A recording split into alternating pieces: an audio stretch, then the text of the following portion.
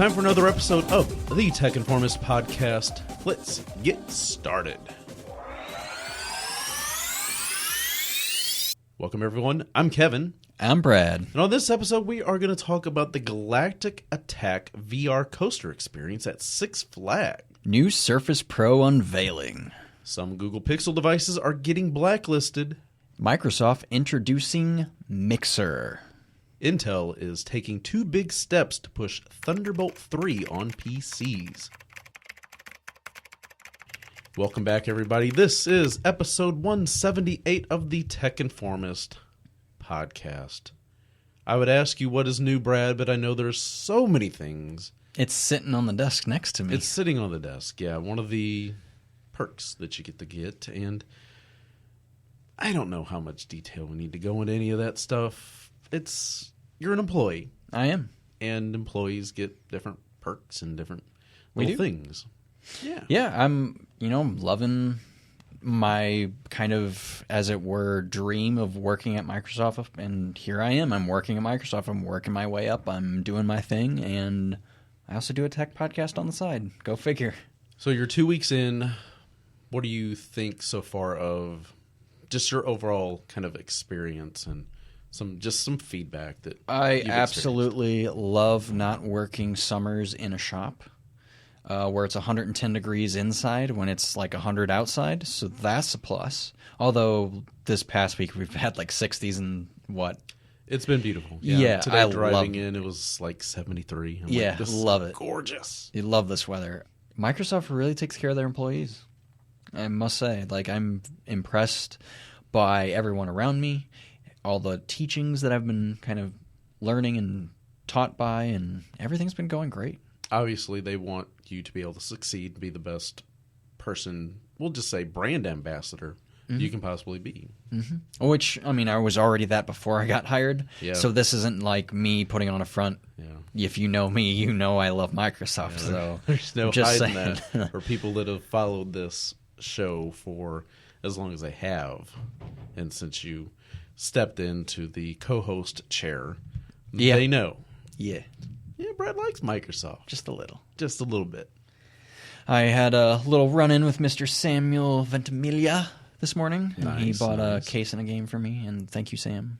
That makes me look good. And I hear he also picked up the HP Elite X3. Or X3. Yeah, we might have him on the show here soon and kind of talk about that, because I think that phone is awesome.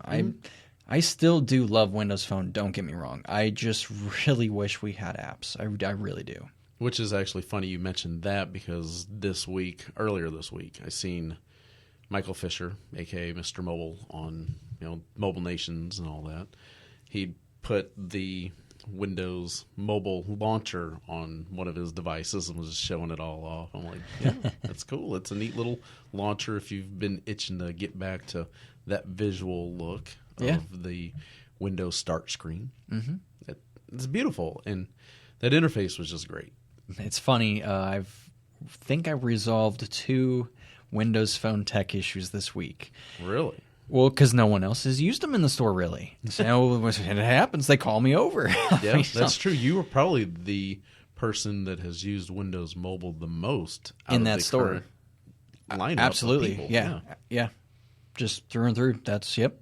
Because most of the people there are probably coming in there with their Androids and their iPhones. And so, yeah. That's okay. You're kind of the go-to guy for Windows Mobile in the store. I like it. How about that? But first up, we want to talk about another opportunity that we had the chance to get, and unfortunately, Brad was unable to get that opportunity because he was busy working. Yep. He's over here just rubbing this little thing. By thing, he means new device. Jesus. This is family-friendly, Kevin. I know. We'll still keep this one marked clean, not explicit. But I got a chance to go to Six Flags here in St. Louis, thanks to Lord Dwyer. She invited us to come out because, obviously, we talk about technology. If you do a search in St. Louis, you're going to probably find us in relation to technology. Or at least you. Tech coverage.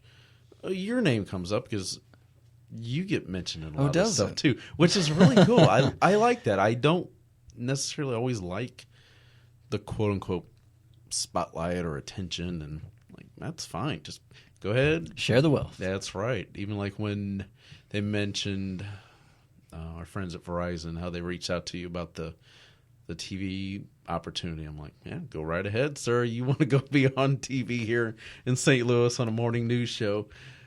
Be my guest. Oh, that's scary. Oh. But see, as you're getting more of this kind of sales experience and getting more comfortable talking with people, I think you'd actually this would benefit you to have that opportunity to go do that.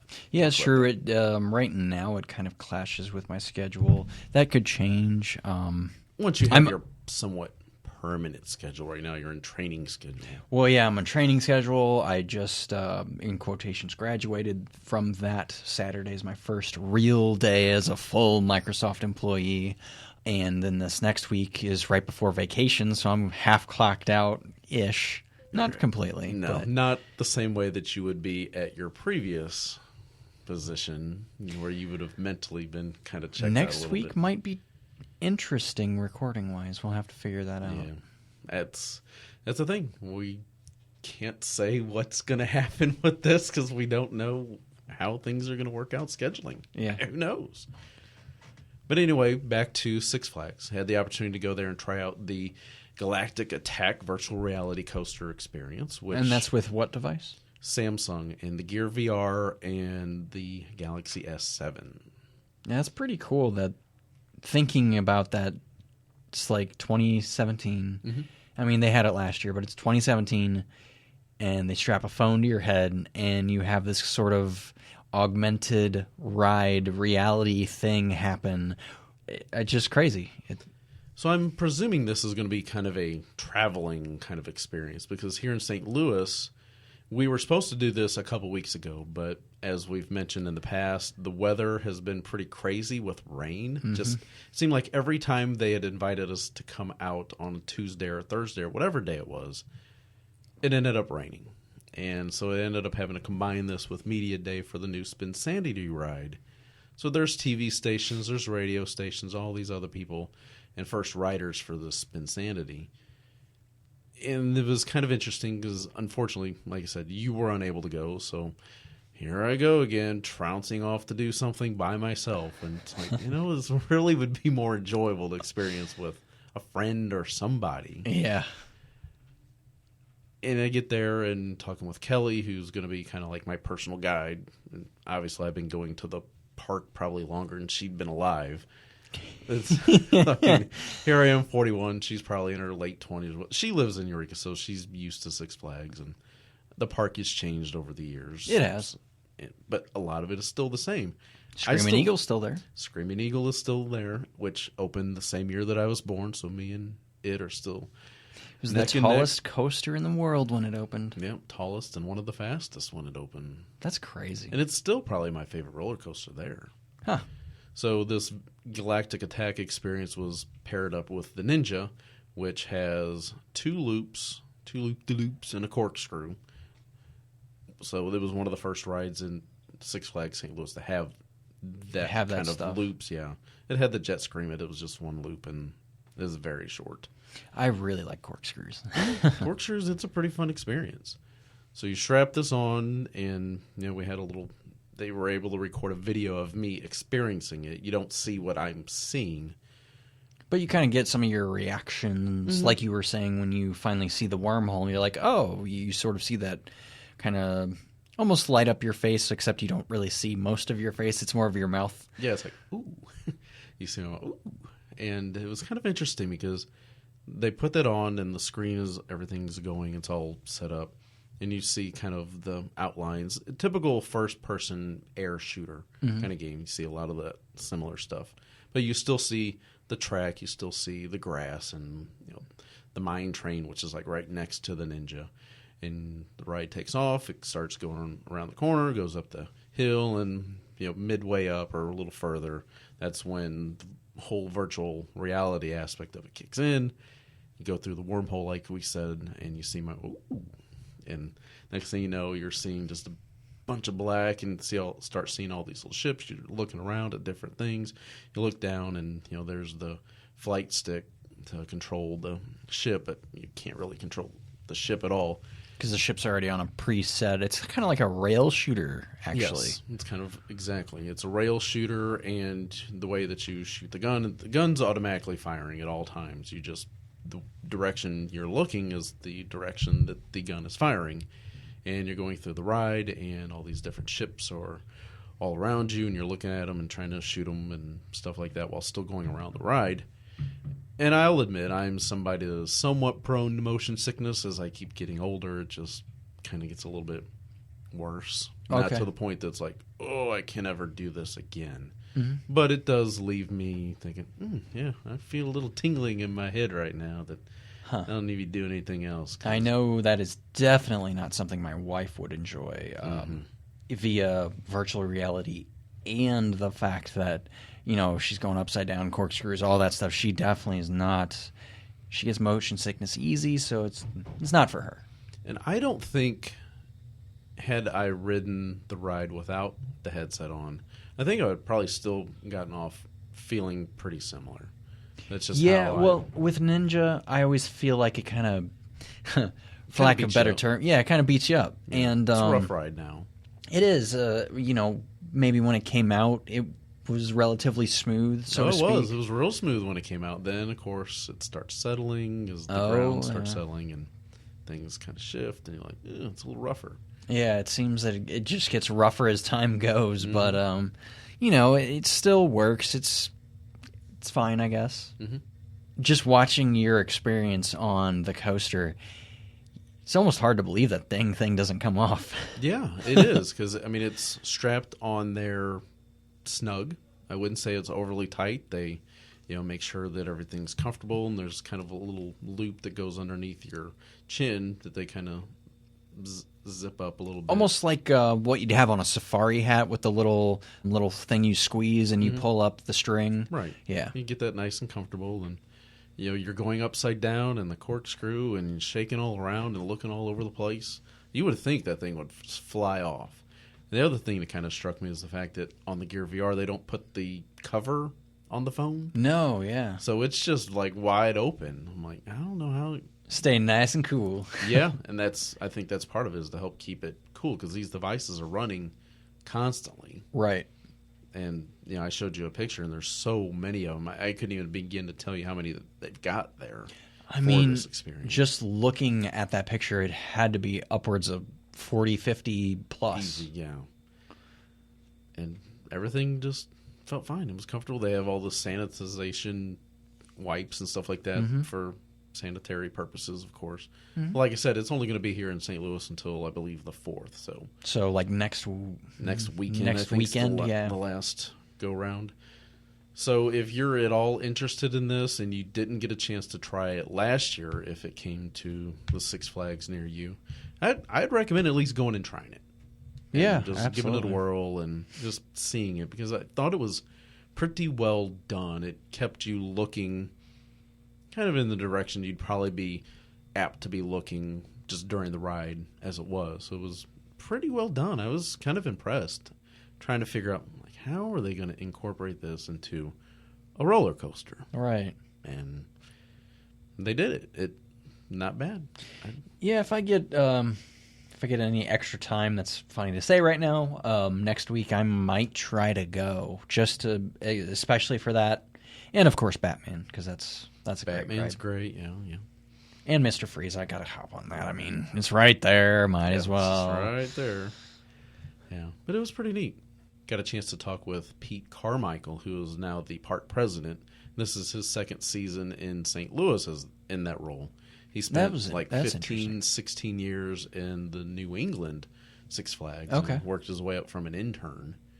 And here he is with his second season here. And I asked him what his favorite ride was at our Six Flags. And he said Screaming Eagle. He's like, it's a classic. I said, good, because that's still my favorite one as well. Nice. Talked about some of the maintenance and stuff that they do to try to keep it going. Yeah. Yeah. And, you got to put a little time and energy and stuff in there. And one of the other aspects that I asked him about was, how do you keep the park fresh and keep enticing this younger generation that's so into all their mobile devices and stuff like that? So, thankfully, we've got a strong company that keeps supporting our parks, and they make sure that we get a new ride each year. And like I mentioned, this year it's Spin Sanity. A couple years ago, it was Boomerang, which is kind of another Boomerang or Slingshot. I can't remember. And then there was it Excalibur? That's one of the years? That's even years back. Okay. And there's been something else that's been in there, and it's really neat. I mean, the park still looks great for its age. How old is that park? It opened in the 60s. Wow. The late 60s. I guess I didn't realize. Or early 70s. No, I think it was probably the early 70s. And it's been around a while. My parents actually have a old map of the St. Louis Six Flags. We have a bunch of old maps in the basement of my parents' house. Well, their house now. Anyway. And it's kind of cool to go back and look at, oh, wow, none of these rides were even here. Yeah, I would love to have some old maps like that, because I think it's really neat. Next time I'm over there, I'll take a picture and send you some. Yeah, I'd love to take a look at those, because as you're going through life, most people don't think to grab that, but I love looking at how things change over the years. So going through the very short time that I've been on this planet, I've noticed... Don't be afraid to take snapshots of things to remember, because the only constant in our life is change. Oh, yeah. And things change all the time, so it's never going to stay the same. So just get over it now, and everything will be good. Yeah. In a way, it was an interesting walk down personal memory lane. Like I said, I've been going to Six Flags for 30-plus years. I mean, yeah, right. I've been at least, 15 or 20 for me. And just by going there and then coming down here to the studio that day, I drove by my not first three, but 3 of my 4 first jobs. The 2 McDonald's that I worked at, and then also the Chrysler facility, which is now a parking lot right now. Really? Yeah. Wow. So it's like, man, so much childhood and so much change. Much change. Neither McDonald's that I used to work at had the play place, but now they both do, and they've had those for years now. Right. It's just interesting, and that's the kind of stuff that I don't know if I'd say I dwell on, but it's like, it's kind of sad. I always think it's nice to just, revisit it. Mm-hmm. I think it brings back warm feelings for a lot of people. Mm-hmm. Yeah, don't forget where you came from. It's kind of very important for people to always keep in mind. And yeah, as I try to point out to my son, who graduated high school this week, so now we don't have to deal with any more public school stuff. Mm-hmm. It's really interesting, and it makes you feel even older. But that's neither here nor there. If you get a chance, go to sixflags.com and look and see which Six Flags near you is going to be getting the Galactic Attack virtual reality coaster experience. And let us know if you had a chance to ride one of these experiences last year, or if you're looking forward to it this year, because I hear this year is even better than last year's, which was kind of neat, but I hear this year's was even better. So I'm glad I had the opportunity to go this year. So again, thank you, Laura. Thank you, Six Flags, for inviting us out to do this. It was pretty fun. So, for those of you Surface fans, the new Surface Pro is out. And guess what? There's no more number. It's gone. Just 5th generation, but it's not designated like that. So we are now, as in Microsoft, are now rebranding them as just Surface Pro. My top 3 kind of favorite things about. Number 1, obviously, the new chips from Intel. It's got the latest 7th gen. Is it Kaby Lake? I believe it's pronounced. Correct. What's really cool about Kaby Lake is it's sort of a twofold thing. So with Kaby Lake, we get the 13.5 hours of battery life. That's insane with these devices. It's exactly what I need. No. It's perfect. So I believe they say that's like 2.5 times longer than the Surface Pro 3. Like I used to have, which was an i5. And what's very interesting about the M3 and the i5 is they are fanless now. They produce less minimal heat. Yeah, less heat than they used to, and they're just to the point where they don't need a fan for those processors. Now, I believe the i7 has a redesigned heat sink of some kind. I don't remember fully, so I'm not going to speak to that completely, but I believe that has some kind of newer design on that. I think that's neat because the i5 that I used to have on the original Pro 3, that thing would sometimes scream. Yeah. Especially once I'd put Windows 10 on it. Yep. Before it all got optimized and the firmware updates and things like that. That fan would kick on and just scream. The other crazy thing is that they're offering up to 1 terabyte on this. This is a tablet, essentially, but they're marketing it more towards the most versatile laptop, which isn't exactly not true. Because you got to think, most people that buy these, they are getting that type cover because they want to use it as a laptop. But they like the idea that it can transform into a tablet so you can hold it all nice and snug in your blanket watching Netflix on vacation or something like that. Very convenient form factor that I've always loved. Yeah. And, of course, it still has the micro SD expansion, so if up to 1 terabyte isn't enough for you, you need more. You can add 2 more terabytes on once that card is even available. I mean, you can always get 256 for pretty cheap, So I'll probably grab one of those here pretty soon. Yeah, so the base is 128, 256, then 512, and then that 1 terabyte like we mentioned.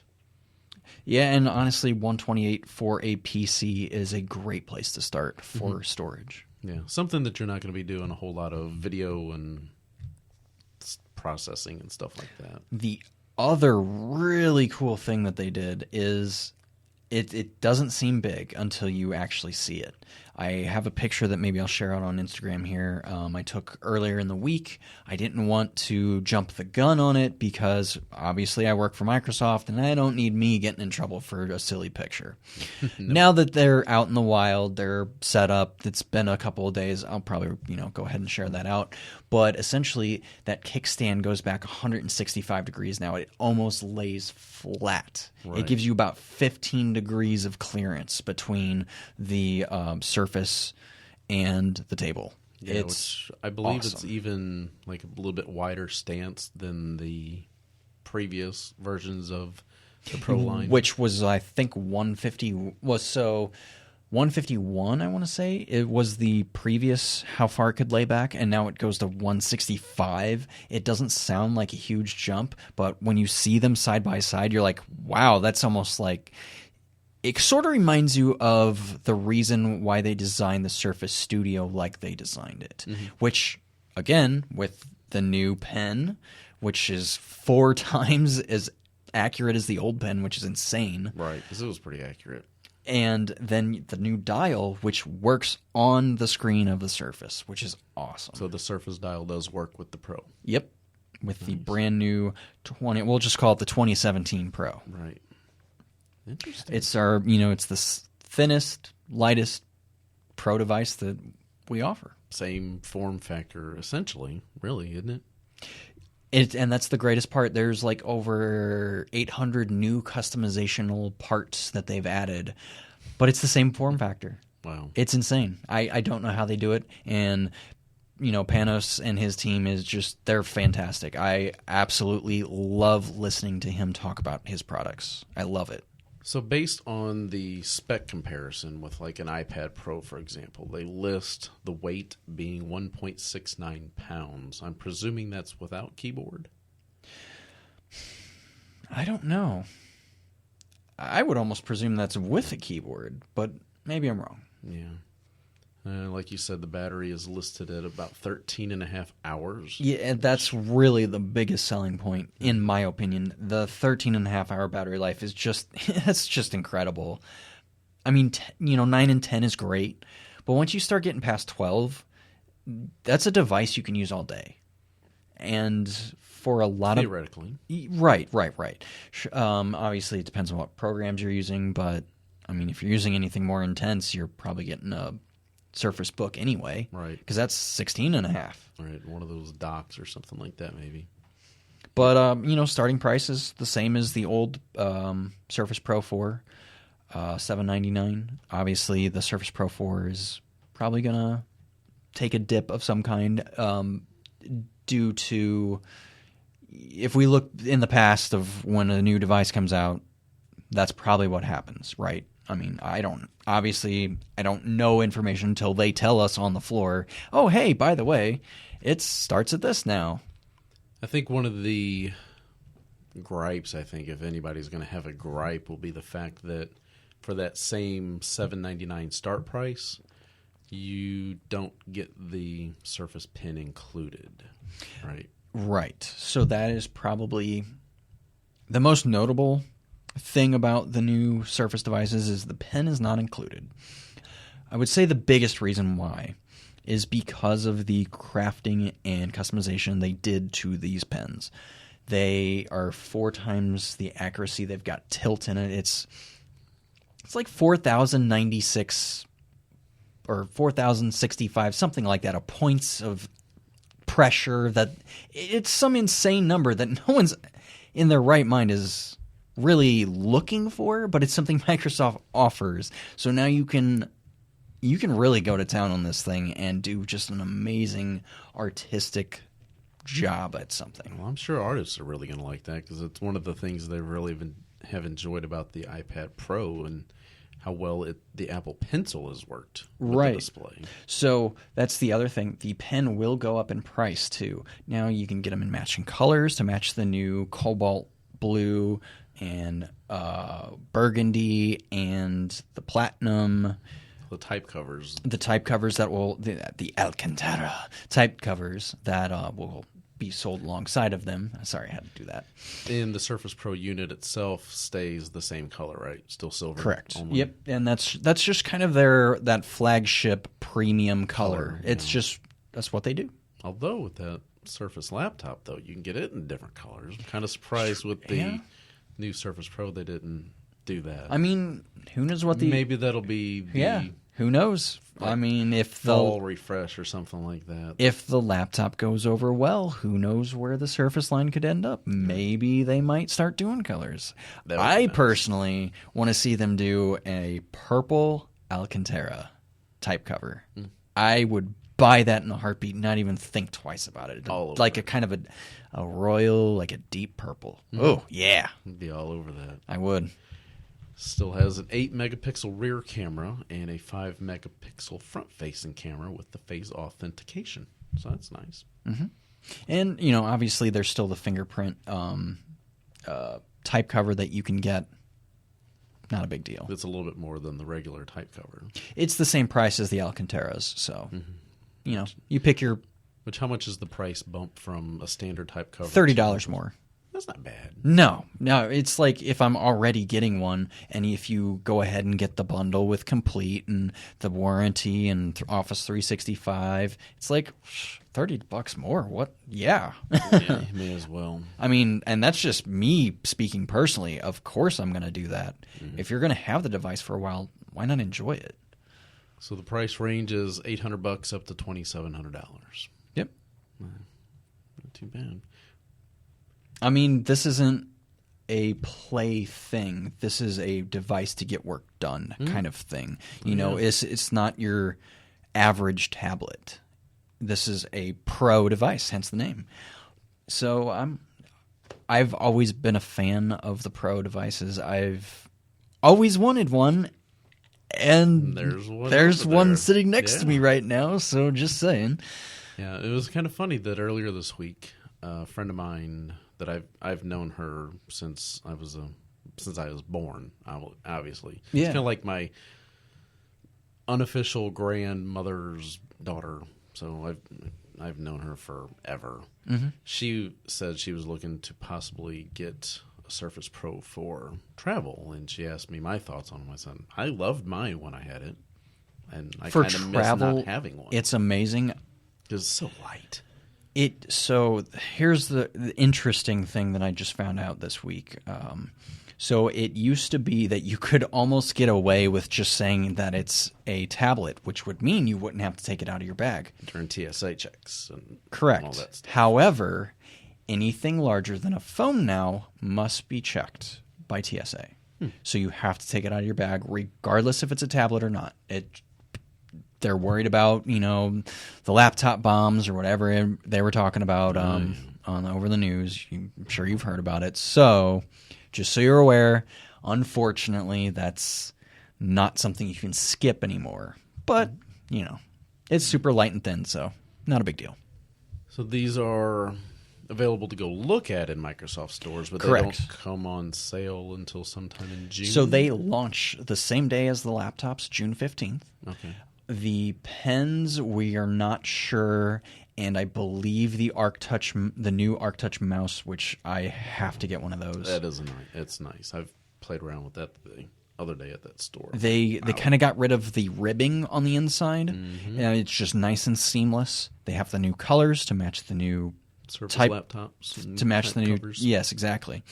Same with the pens, and we're not sure when those accessories will be in, but the device itself launches June 15th. I'd imagine they'll be in same time.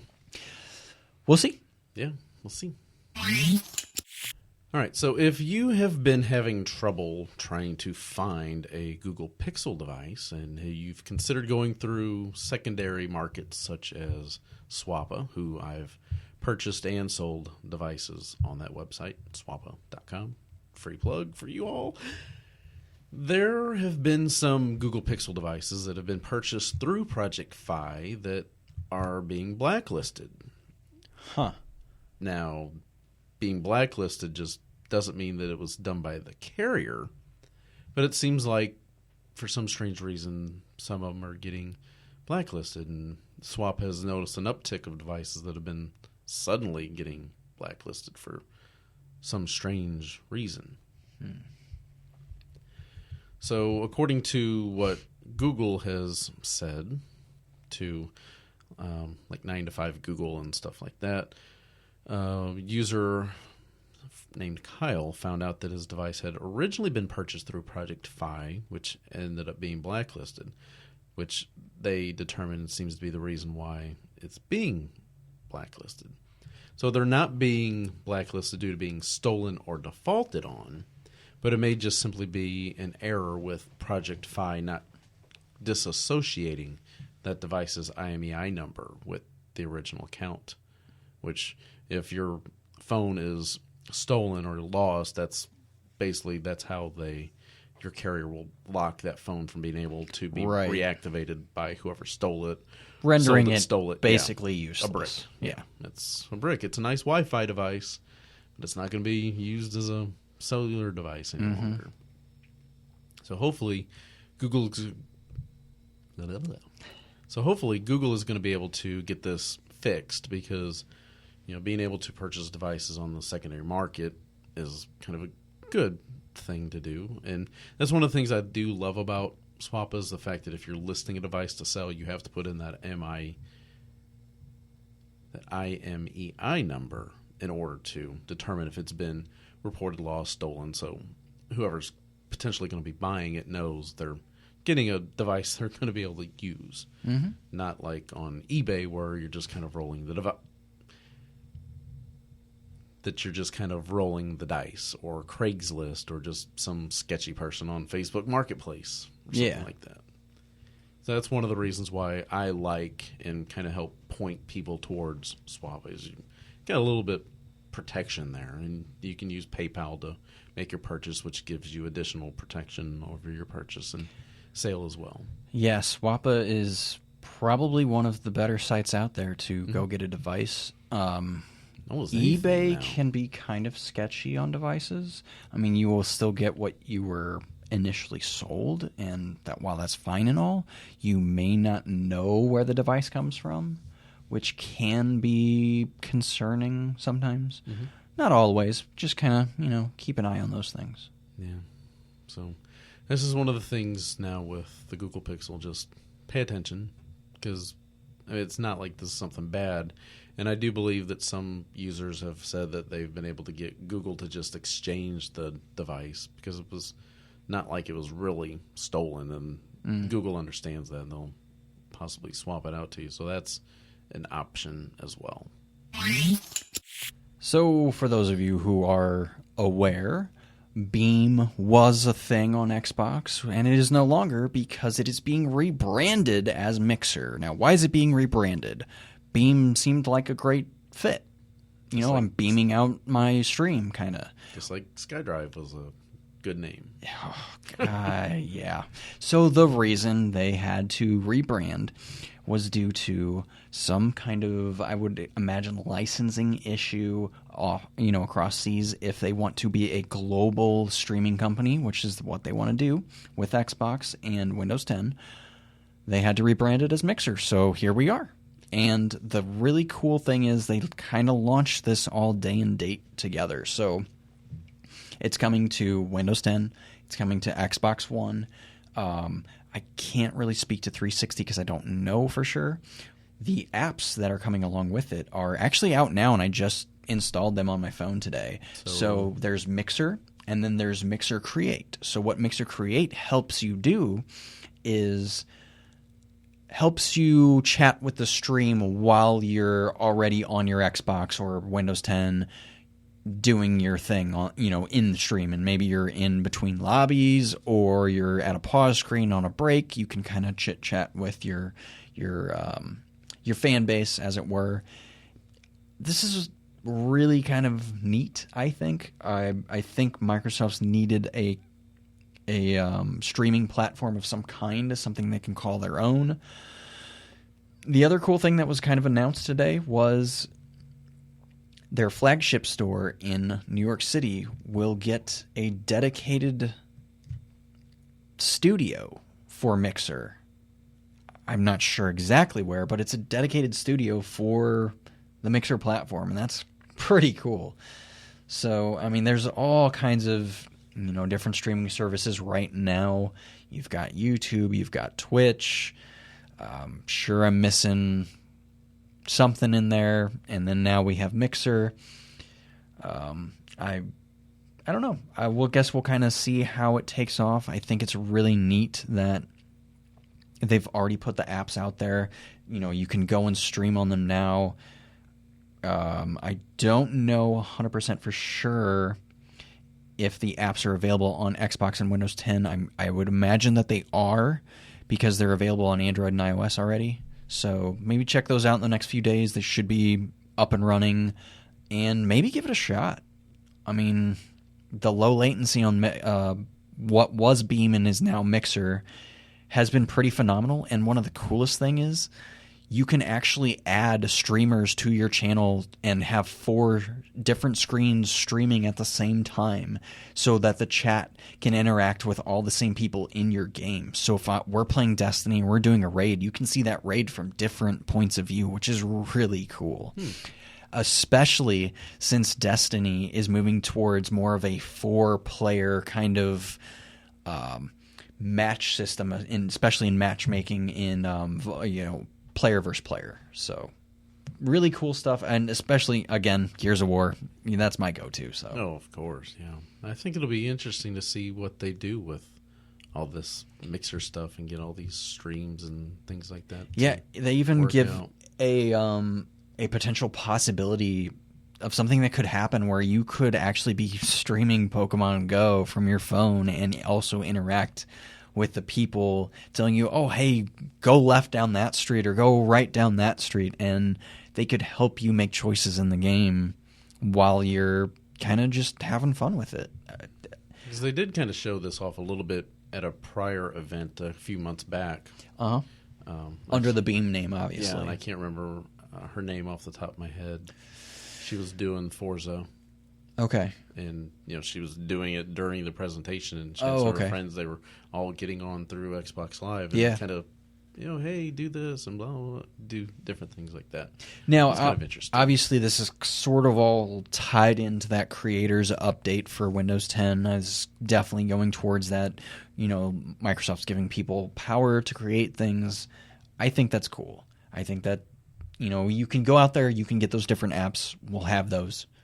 But we also have our in-house stuff, and maybe give it a shot. Mm-hmm. So if this is something you're going to do, let us know. Do you like the Mixer/Beam platform as opposed to Twitch, or are you just one or the other? Curious. And it's maybe worth mentioning, there aren't any heavy hitters on Mixer yet. You could be the next one.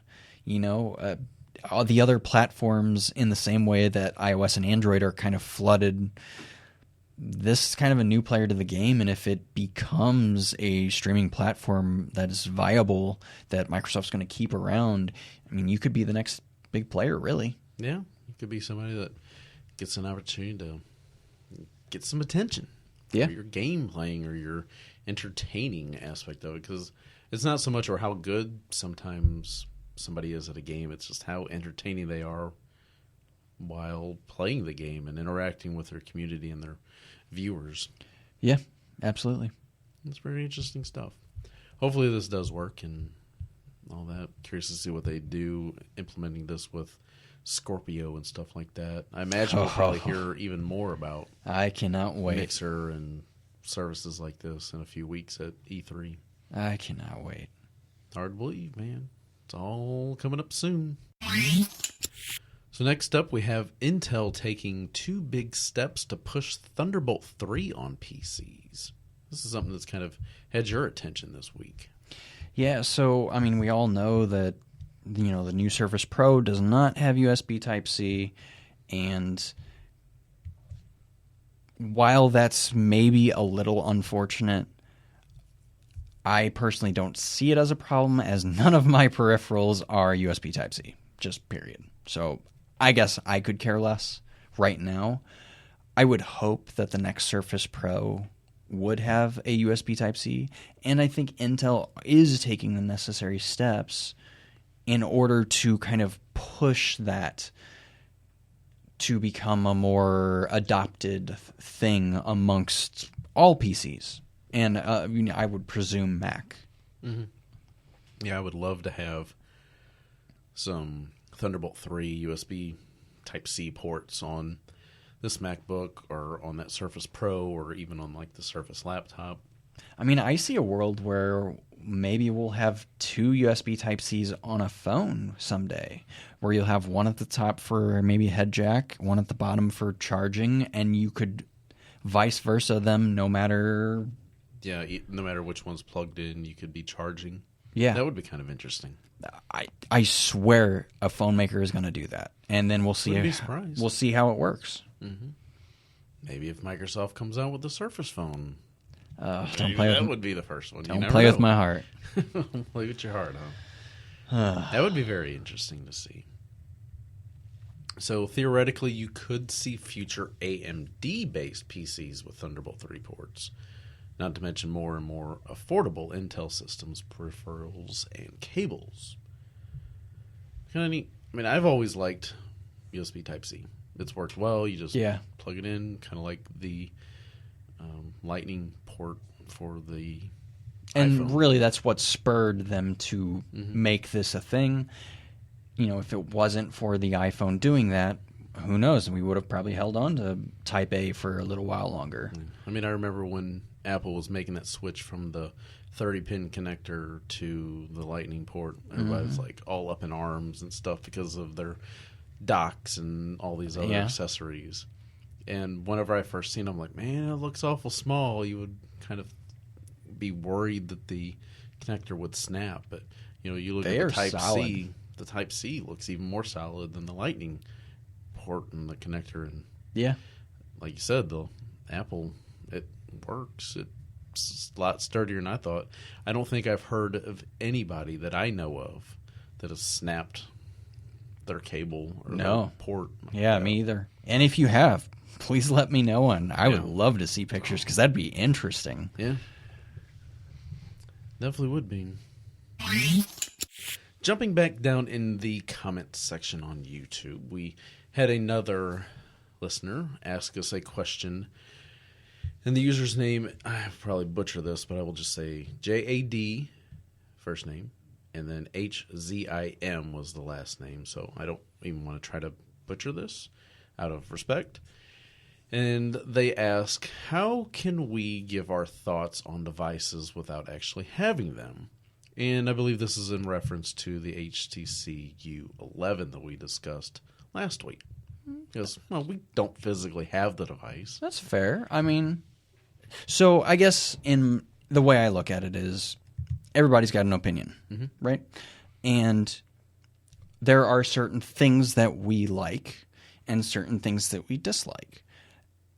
And if there's something about a device that's coming out that's new, that's supposed to be latest and greatest, and it doesn't quite match up to that, we're going to give our opinion as to why maybe you should or shouldn't look into this device.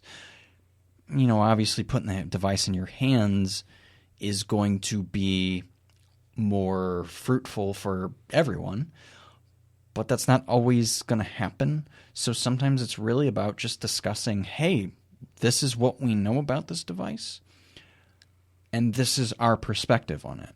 What do you guys think? It's sort of it's a two-way conversation, I think, or would like to think. Yeah, for HCC, for example, you know, the last few HCC releases have kind of not been what we're used to from HCC. Yeah. So it's kind of tough to recommend them. And sure. So now you kind of get excited on what HCC may have coming out next, and you think, man, this is really neat looking. But then it's got this kind of odd functionality where you squeeze it and it does different things. And I'm like, I don't know about that. Whereas in a stark contrast, the LG G6, which I have and we have used, is just, while it seems boring, it works and it's fantastic. I mean, you've had yours for, what, a month or so now? I can't even remember when they came out. April-ish? Yeah, I guess Time flies. like a month-ish. Yeah. Time flies. And, I mean, what would you say about it now after having it for however long you've had it? Oh, I could keep this phone for like 3 years. That's how it feels right now. 3 years? That's You know that next year I'll have the G7. You'll try to, yeah. Yeah. Oh, you try. Watch me. Listen to this guy. There is no try. Exactly. I mean, being as, Star Wars is 40 years old today? Yeah. 40th anniversary today, May 25th. That's insane. It is. You know, that's kind of where I think of, you know, whenever you think of a movie. You know, you don't see the movie, but you watch the trailer and you kind of form opinions. Well, do I want to watch the movie based on the trailer? Or do I not want to watch the movie based on the trailer? The trailer either interests you to get you to want to go see the movie, or you're like, I didn't want to see it before, and I don't care to see it now after seeing the trailer. Well, the same way with maybe game reviews. Maybe that's the reason why you do or don't buy a game.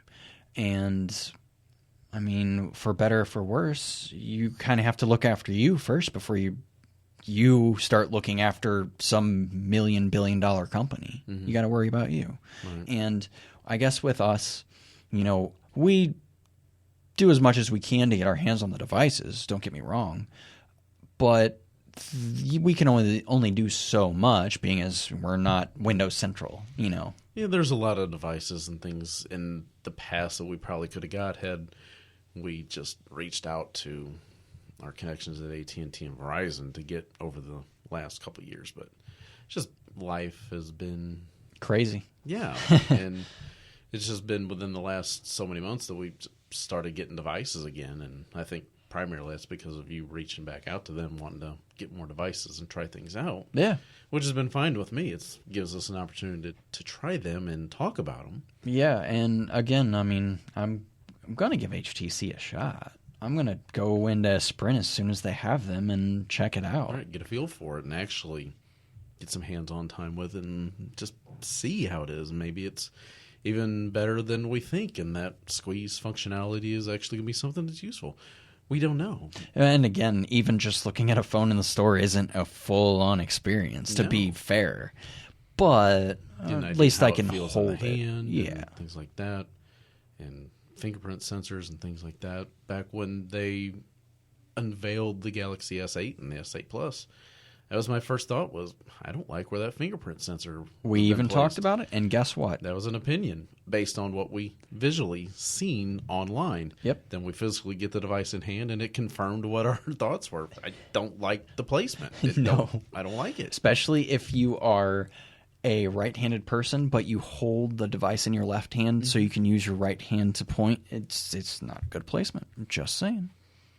Just saying, just opinions, and that's that's the point of the show. This is our opinion piece. We're not writing reviews per se. We're just giving our opinion on what we see in the world and what we read. I imagine many of you out there will agree on some things, and you'll disagree on some things, and that's completely fine. I'm completely fine with that. 'Cause we can't change your view on the world. That's kind of impossible. It's your view. As it is our view of what we see and what we think about the devices. Just try to help guide and inform based on what we see and what we interpret that is out there and from our experience and what we see and hear. Mm-hmm.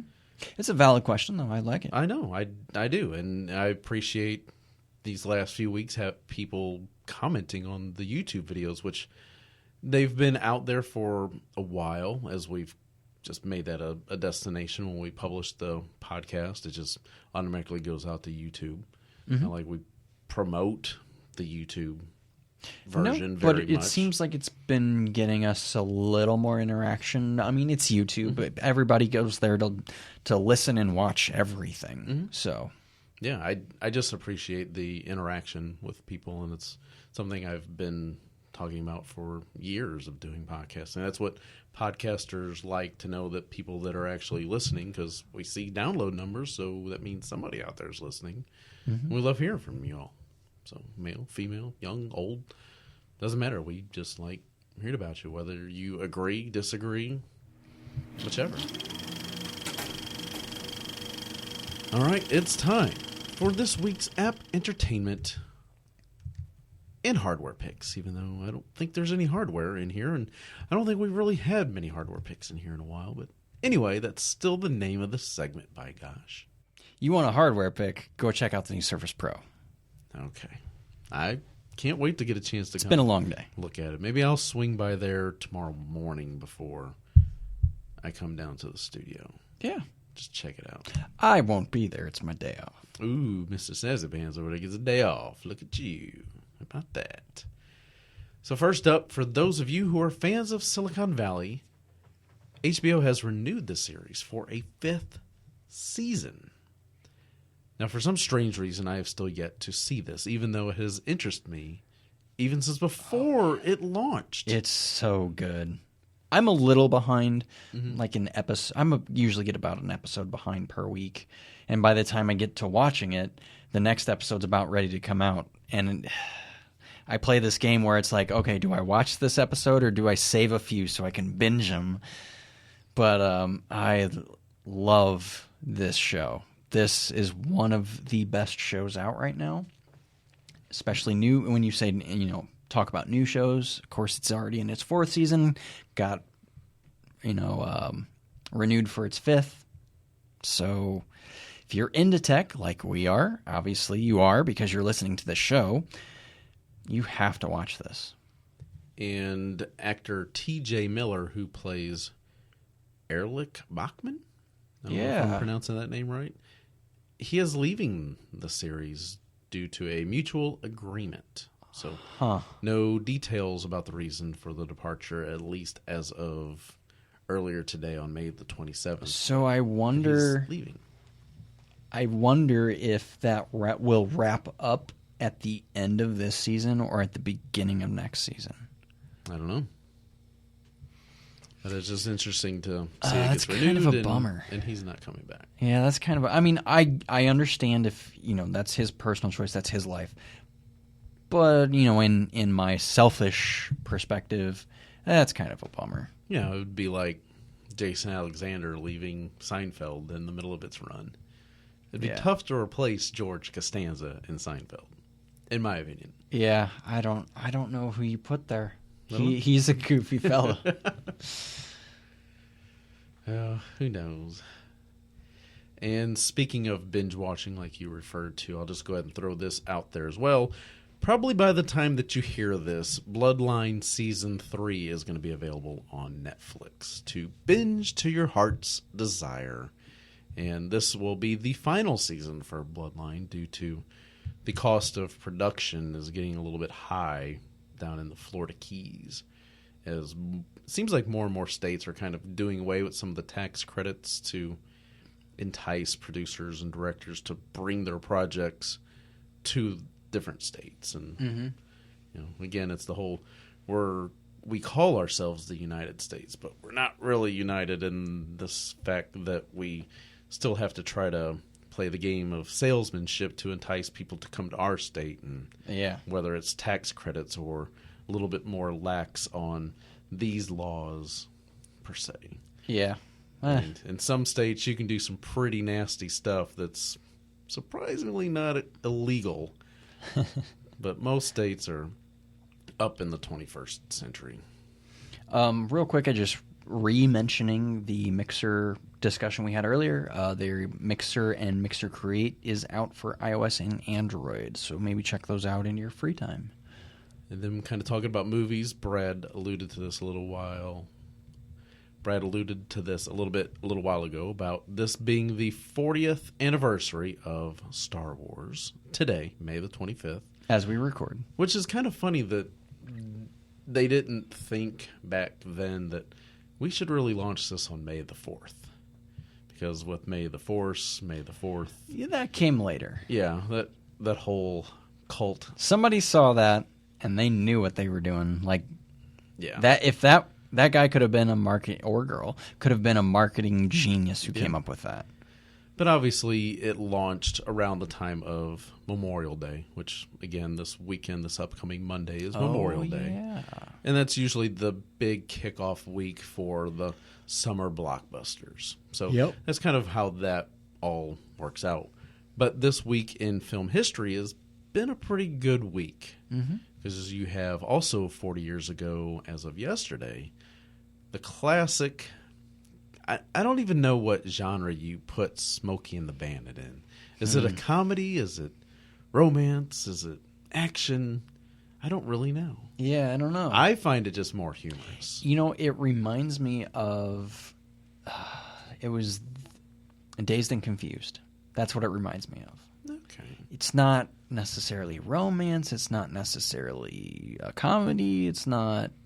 action. What do you classify that as? Maybe drama? I mean, it's a road trip movie, kind of a buddy comedy maybe. I don't know. Yeah. But you watch this film starring Burt Reynolds, Jackie Gleason, Sally Field, Jerry Reed, Paul Williams, who Paul Williams is also known as the creator of the Love Boat theme song, which I never really realized that. But he's actually a very talented guy, and he plays Little Enos on the movie. It's just so funny to watch that, and the comedy holds up today, 40 years later. And didn't you and Justin, friend of the show, go see that yesterday night? It wasn't planned. I had planned once I'd seen that it was going to be available to watch. In theaters? Yes, in theaters. I was like, I put it on my calendar months ago that I was going to make sure to go see that. So I'd asked my wife if she wanted to go. She had said yeah. So then... yesterday morning, I was like, well, see if my dad wants to go see it too, because I remember he liked the movie. So the three of us went to see it. We're standing in the popcorn line, and I look back, and there's Justin. I'm like, well, isn't this pretty interesting? How convenient that he would be there to see it too. And it's not like I wouldn't have invited people. I just didn't really invite anyone else. Well, I was at work, so it wasn't something that I thought of doing. I'll just invite a bunch of people, but Justin goes and sees a lot of these Fathom film releases where they show classic films. He is a film buff and stuff, through and through. And it was really good. We all got a chance to sit together and watch the film, and there was actually quite a few people that went and seen it. I would say the theater itself was probably at least half full for people coming to see a 40-year-old film. And again, like I said, the comedy aspect just holds up. Jackie Gleason as Buford T. Justice. If you've never seen Smokey and the Bandit, you need to. Do yourself a favor and watch that. It's a good classic to sit down to. And it's just fun. If you like cars, I mean, the 77 Pontiac Trans Am, 6.6 liter. Black and gold. It's so beautiful and so powerful. One of my favorite Trans Ams. Yeah. I really like the Smokey and the Bandit Trans Am. Yeah, and then there's some pretty nice 70s era pickup trucks, from Chevy and Ford and stuff like that. And it's just really good and really funny and some good music. And I would hate the Or I would like to hear why people don't like the movie if you don't like it. Yeah, that's fair. What it is about it that people don't like. And it just makes you remember and realize whenever you're watching that just how hot Sally Field was back then. Oh my God. She's so cute. So cute. Beautiful woman. Anyway, that's my thoughts on the movie.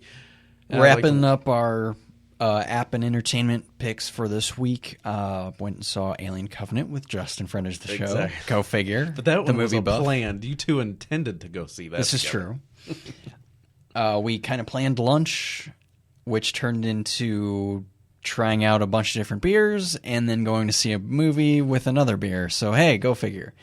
When you get us together, usually beer involved. But we saw Alien Covenant, and when we first walked out of the theater, we were more happy that we saw it than we initially thought we were going to be because of the, in quotations, bad reviews. This kind of goes back to what we were talking about earlier. Don't always listen to what everyone has to say. Go check it out for yourself. So we did. We didn't hate it. We don't absolutely love it. It's kind of one of those middle-of-the-road movies. But I'm glad I saw it because I was excited about it. And oh, yeah, you were. To hear a bunch of people talk bad things about it got me nervous. I was like, oh, great, here we go. And then I watched it, and I was like, yeah, it wasn't that bad. Now, however, it's funny that everyone is all of a sudden saying, oh, Prometheus wasn't that bad. I was like, were you guys a couple years ago when I went and saw Prometheus? And I'm like, this movie's great. And everybody around me is like, oh, that movie's trash. There's no xenomorphs. That movie's terrible. It's a classic sci-fi movie. Come on. This isn't a weekend rant, but seriously, go check it out. I think it was fine. Do you think you might enjoy it more? Is this one of those, maybe you may have missed some things, or where a second viewing would be necessary for you to It's a slow burn because it's a classic, again, sci-fi movie. The biggest gripe I would have is it doesn't quite have that Ellen Ripley central character that you kind of connect with. It tries to, but it doesn't fully connect the dots. So that's my biggest gripe. Other than that, most of the universe they set up is just great. It's fantastic. So it's a slow burn. Again, it's more like 2001: A Space Odyssey. It gets slow, but then it starts to chug, and then eventually you're running, and then it's over. So I loved whenever I asked Justin last night what he thought of the movie, and his response was, I think we liked it. Yeah. And that's wasn't just it. Like 100% sold on liking it or right. disliking it. Yeah, it's so weird, and it's such a weird movie to kind of explain. Because, again, I can't really tell you whether or not I liked it or disliked it, but it's a movie, and you can go see it. So if you're looking for something really bloody, or you just like the xenomorphs, there you go. And also, I believe next Friday, so that would be, let's see, look at the calendar. The 2nd. Yeah, I believe on Friday, June the 2nd, or coming up very soon, is when the next season of House of Cards lands. So when we head off on vacation. Right. Great. So I'm looking so forward to the next season of House of Cards. I'm sure my wife is too. I still haven't seen it. I will eventually get there. Yeah, you need to watch it. It's really, really good. Really good. But now, it's time for this week's beer pick of the week, courtesy of Brad Whiteside. So, over the weekend, I had mentioned that Justin and I went out for lunch, and with lunch comes beer, on Saturdays typically. And I had the Orange Goes by Crane Brewing Company. Now, this is a sour kind of salty beer. It's a traditional German-style beer. What is interesting about this is when you smell it, you really get that orange citrusy smell. However, when you taste it, it sort of fades a little bit. But what I did like about this goes is it was more on the salty side and not so much on the tart side. Salty, huh? So, and that's in the style of goes. If you are familiar with any goes beer, this isn't a beginner goes beer, but it's not what I would call an expert one either. It's only 4.1 ABV, super, super light. Only 4 IBUs. I mean, it's negligible at this point. But yeah, it definitely on this more saltier side of things. And, it sort of reminds me a little bit of a Gatorade. And I don't mean that to sound bad. But I get what you're saying there about, because Gatorade's pretty high in sodium. Exactly.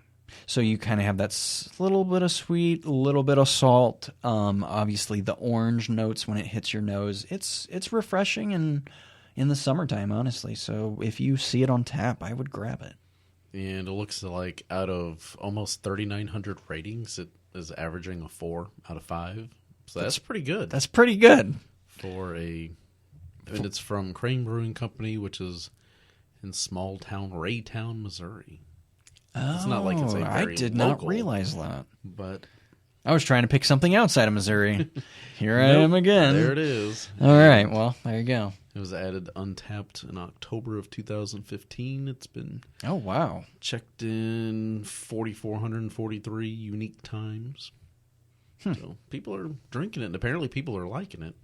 Yeah, and that's kind of the crazy thing, because when Goes sort of was making a comeback in 2015, one of our local big breweries here in St. Louis, Schlafly, that they kind of centered their one of their events around that beer to try to get people used to the Goes style. And ever since then, we've seen some pretty interesting Goes style beers. Some good, some not so good, but you got to try it. Yeah, I wouldn't mind trying it myself. But it'd have to be a different day, because the day is almost over. It is. Yes, it is. Speaking of over, so is this episode of the Tech Informers podcast. And it's been great having you all along. And Brad, it's been a pleasure getting a chance to catch up with you after your last couple weeks and see what's been different in the last week that we've really had a chance to talk. Yeah. With you being so busy at work, training, and all that stuff, I haven't been kind of messaging you as much, because I know you need to be focusing on work. You don't need to be hear that phone ding or feel it vibrate. Oh God, I just want to look at it. No, you need to be focusing on what you're doing. So it's kind of nice. Mm-hmm. But anyway, thank you all so much for listening. And again, if you would like to share or any questions, comments, feedback, anything, or just want to chat about anything, let us know, because we like hearing from listeners, and it's great. It's fun. If there's anything out there that you think we need to be taking a look at, or you'd like to hear more of, let us know. Or that you'd like to hear less of, let us know. Feedback, folks. Feedback is amazing. Mm-hmm. But pretty much until then, that's it for me. I don't know if you've got any last words you'd like to throw in out there. Other than Red Dead Redemption got yeah, that moved was kind back. of a bummer. No, I'm loving that. Well, in a way, it is good, because it kind of avoids. Because I would have never played any of the other games, well, other than Destiny, but that's beside the point. But that leaves a little breathing room for gaming this fall, so I'm okay with it. So, for those that may not have heard, Red Dead Redemption 2 got pushed to spring of 2018, which is fine. I want it to be a good game, and obviously Rockstar is good about making good games, and they don't want to release it until it's at least somewhat ready. So we're looking forward to that. So that does it. Until next time, consider yourself informed. We're walking out the door. Deuces.